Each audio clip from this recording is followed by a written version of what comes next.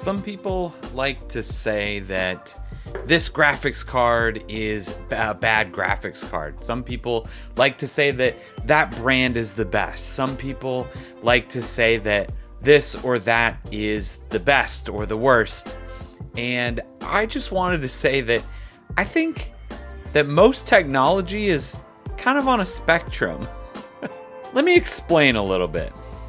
Let's first just get this out of the way that good and bad is, for the most part, very subjective. It is kind of how you think about something, right? I've talked a lot about this when it comes to PC hardware, especially. I wouldn't say that there are good and bad GPUs other than good or bad GPUs for the price. There's always that little asterisk there of for the price.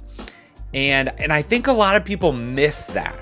A lot of people hear that the 5060 Ti 8GB model is a bad graphics card. They just don't want anything to do with it. But if somebody offered that graphics card to you for $249, I don't think that's nearly as bad of a deal, right? That all of a sudden, that's not a bad graphics card anymore. It turns into a good graphics card, right? But it's all about the price. So I wanted to just kind of talk a little bit about this kind of phenomenon, and just, I think this is a really interesting way of looking at things that a lot of the mass majority general population kind of talk about technology. And obviously I'm going to be focusing heavily on PC hardware just because that's one of the things that I focus on this channel. But this is something that I think you can really extrapolate out to just about anything. I really just want to start with the context of what you're planning on doing with your technology really helps determine if this piece of technology is good or bad for you, right? Whenever somebody asks what the best CPU GPU combo is, there's not just a right or a wrong answer. This is okay, I need to ask more questions to figure out what is the best for you, because the best is not just, I mean, sure, there is a best, the most powerful, if that's what you can consider the best, right? But if you tell me that you only want to play 1080p games at, anywhere between 60 and 100 frames per second is fine. You're not a ultra professional, esports gamer. You just have a couple of older games that you want to play. Something like that 5060 Ti 8GB model card could be the perfect card for you, right? Something like the 1080 Ti could be the perfect card for you if you can find it at the right price. If you can find it at a price that fits into your budget and you're getting the gear that makes the most sense for the games that you want to play, then that is good technology for you, right? But if you tell me that you want to play 4K and you want to play high refresh rates and you want to play all the latest AAA games, this 1080 Ti is not going to be a good graphics card for you, right? This also has an Intel i5 12600K in it. Absolutely amazing CPU for gaming. Probably not what I would recommend if you want to stream and game at 4K, all the latest AAA games, right? But for something like what I'm doing right now, recording a video, streaming some webcams, not a ton of gaming while I'm streaming, this is a fantastic CPU. It's a fantastic CPU for gaming. It's actually the exact same CPU that I have in my daughter's computer upstairs for things like Fortnite, Roblox, Minecraft.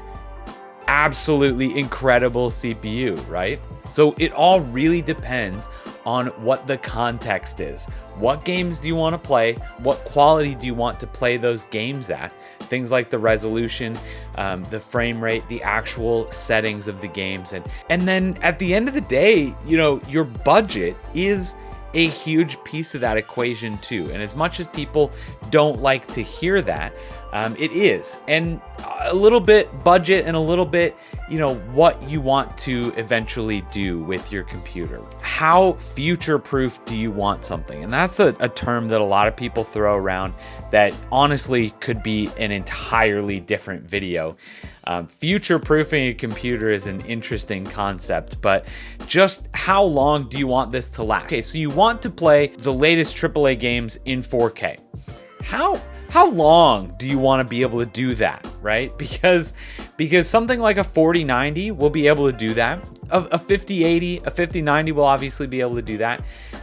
But if you're looking to get something that'll do that for the next 5 years, I'd recommend probably grabbing a 5090, while you can, grabbing that right off the bat.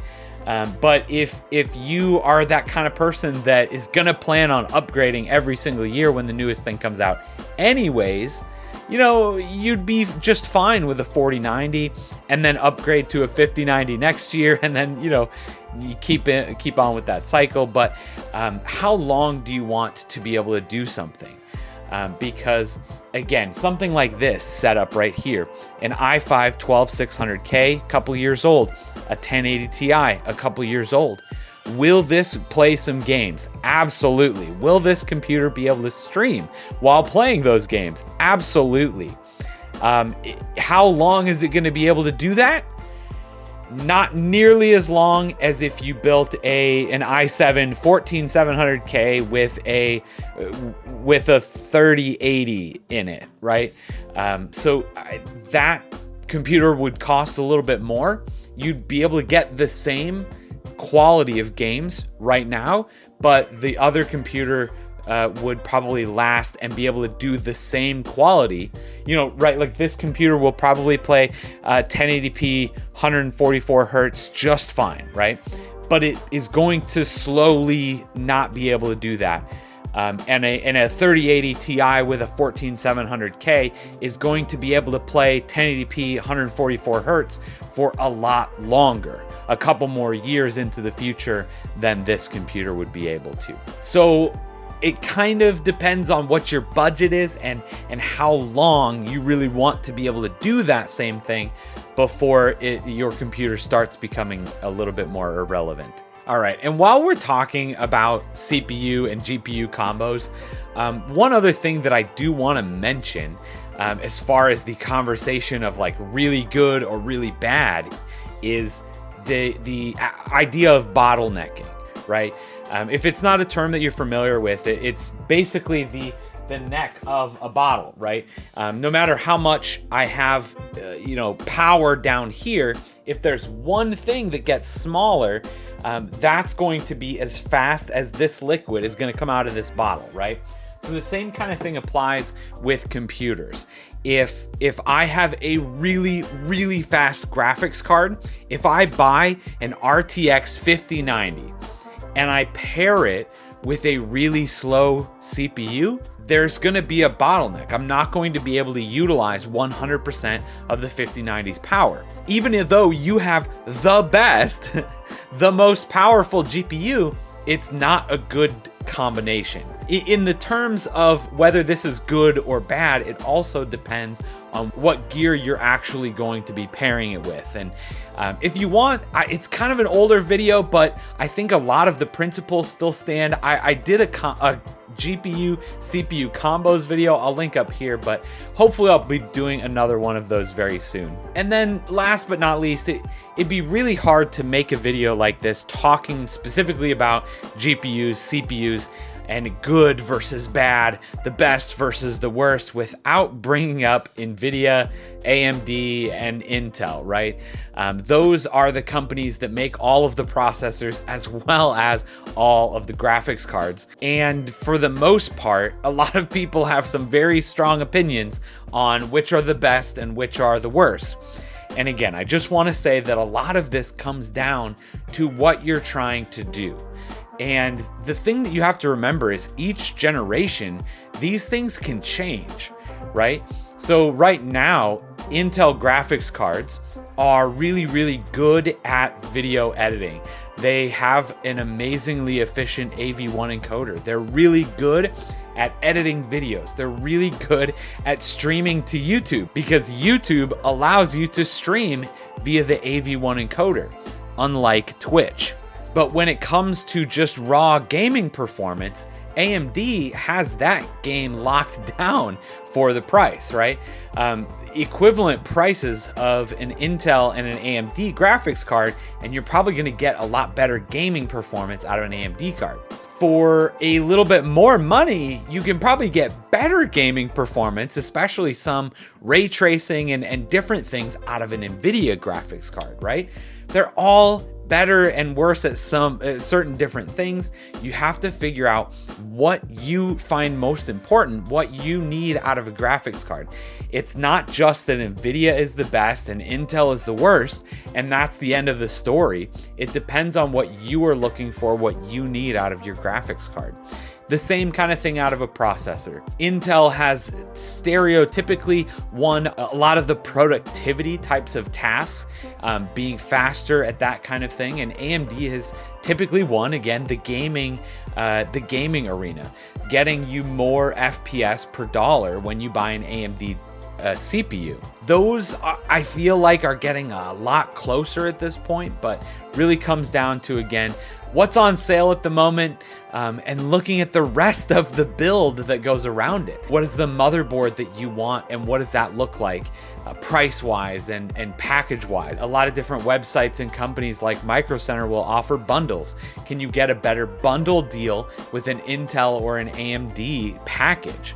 Right? Because those have different, you have to get the specific motherboard with your specific CPU as well. So in the end, I don't think there's really any bad tech out there.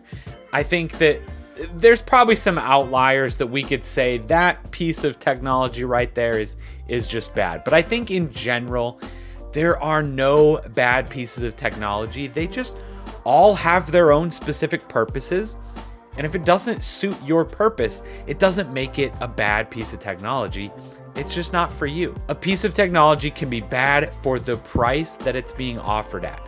But does that make it a bad piece of technology or just a bad marketing decision? Either way, I appreciate you listening to me rant.